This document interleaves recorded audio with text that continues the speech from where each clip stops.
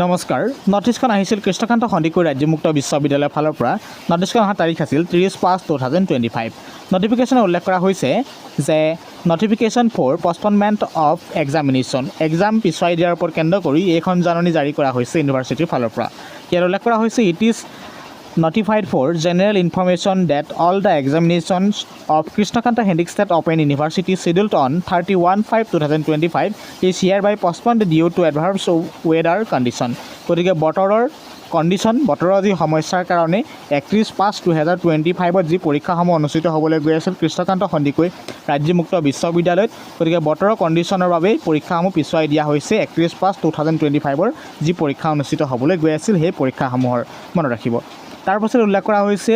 দে received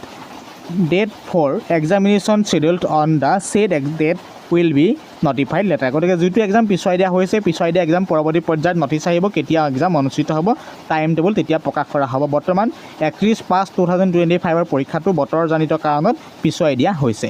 তাৰপাছত উল্লেখ কৰিছে গুৰুত্বপূৰ্ণ পইণ্ট দ্য এক্সামিনেশ্যনছ ফৰ